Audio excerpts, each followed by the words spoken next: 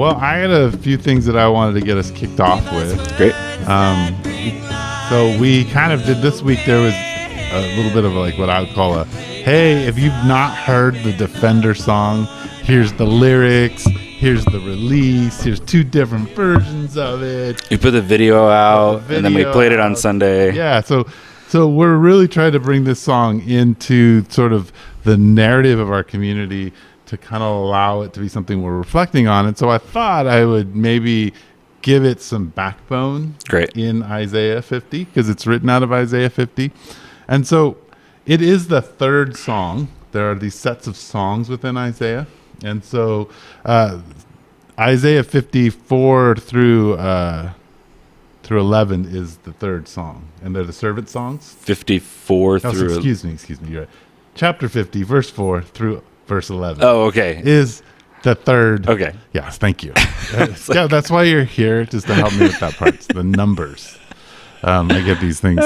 But I think it's important for us to understand a little of the context. Yeah. So I printed out the passage, most of it. And I just wanted to talk about the idea of who Isaiah is writing to and why this is kind of important, and how I kind of artistically changed some of it and applied it to us. Sweet. So there's this, so verse 3, which is before the song, it says, I clothe the heavens with darkness and make sackcloth its covering. And so the idea all the way from Isaiah 28 up to this is that the people that Isaiah is speaking to, because of their rejection of truth, have, so what they've done is they are in darkness. The consequence for that is that they're in darkness. And so each one of these songs then is an invitation to them to listen.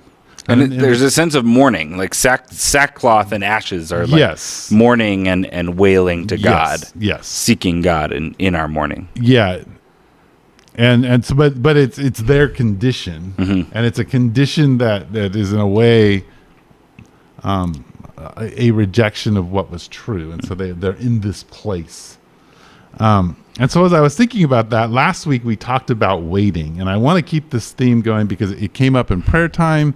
But this idea that maybe there's this invitation for us to wait in the midst of this COVID sequestered time. Like, we want to get back to church. We want to get back to our ordinary life. Like, Danielle wrote this absolutely beautiful poem. I don't know if you've read it on the website. On the website. Yeah, which is it's just her heart and a mourning for what is and what has been lost.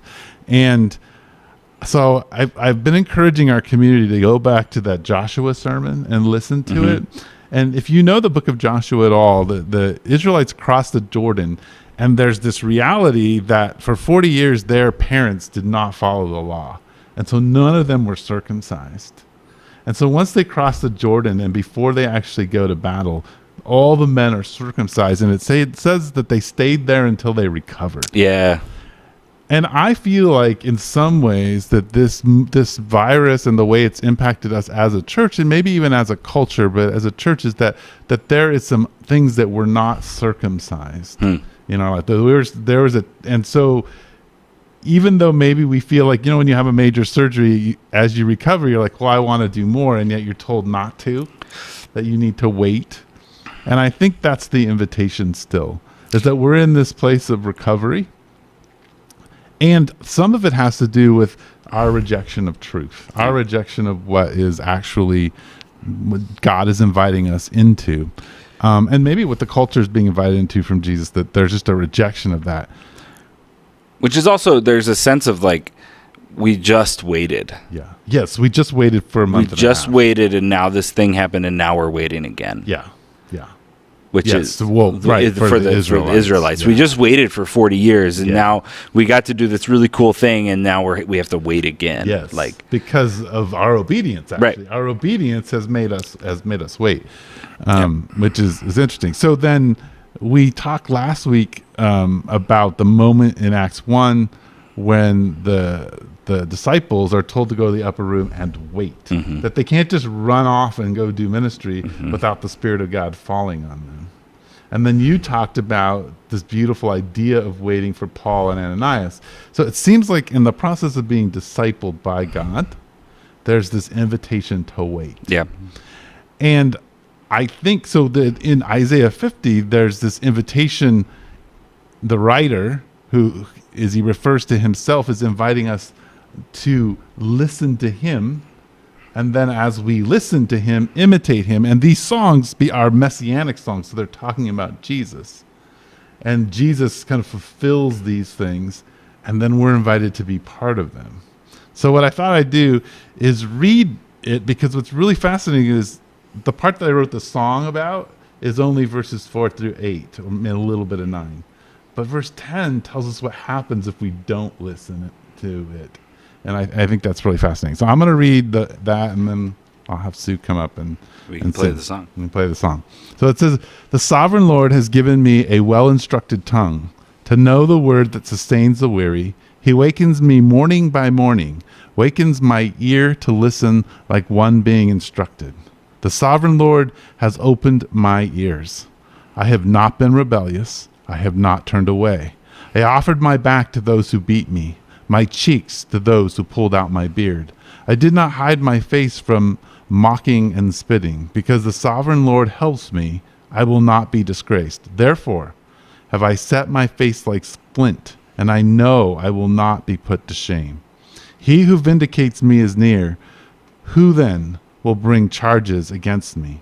Let us face each other. Who is my accuser? Let him confront me.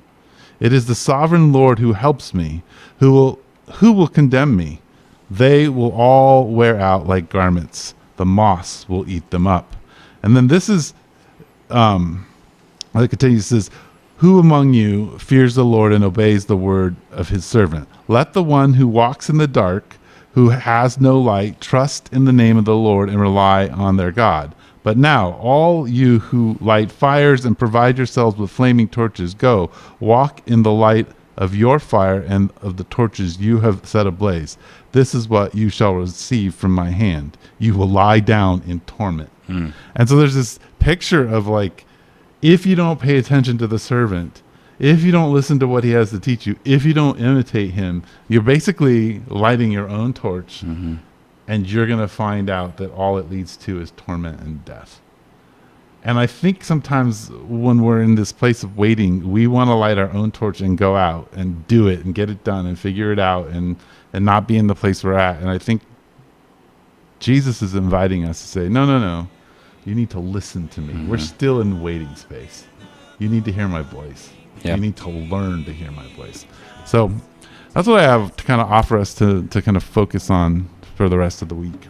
And I think what's so cool about this song is that you wrote the words for it in like January. Yeah. And then it's been a song that kind of, as we've brought it out more and more, has been speaking to our reality and our situation. So yeah. I really appreciate that. It like 30 times yesterday. It's one of my favorite songs right now. Nice.